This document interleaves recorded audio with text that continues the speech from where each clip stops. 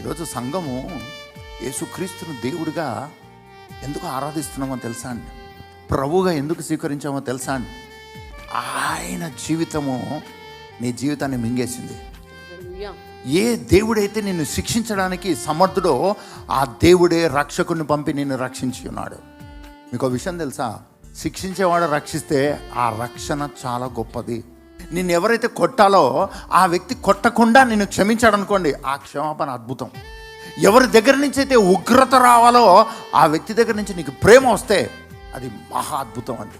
ఈరోజు నీ క్రైస్తవ జీవితము అటువంటి అద్భుతమైనటువంటి క్రైస్తవ జీవితం. సైన్యములకు అధిపతి అయిన యెహోవా శత్రువు యొక్క శేషమును సహించలేని దేవుడు. ఈరోజు నిన్ను ఆయన రక్షించి ఉన్నాడు. నిన్ను రక్షించడం మాత్రమే కాదు, అది నీ రక్షణ నీ క్యారెక్టర్ని బట్టి రాలేదు.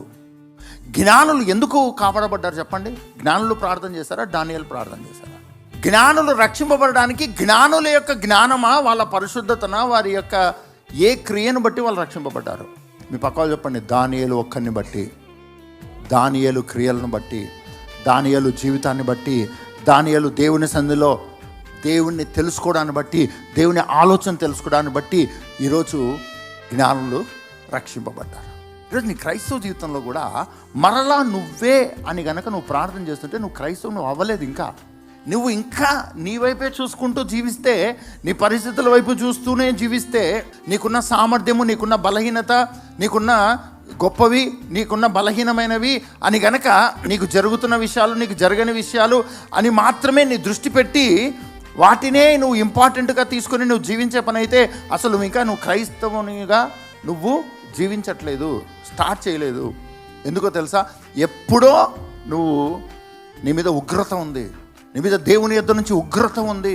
నువ్వు ఎవరికైనా సువార్త ప్రకటించాలంటే ఇదిగో దేవుని యొద్ద నుంచి నీ మీద ఉగ్రత ఉంటే అది యేసుక్రీస్తు ఈ భూమి మీదకి వచ్చి నీ ఉగ్రతను ఆయన భరించి ఉన్నాడు. దేవునితో నీకు అసమాధానం ఉంటే యేసుక్రీస్తు నీ కొరకు వచ్చి ఆయన దేవునికి నీకు మధ్యలో సమాధానం కలగజేసిన సమాధానకర్త. ఆయన నమ్ము, ఆయనను విశ్వసించు. ఇది సువార్త.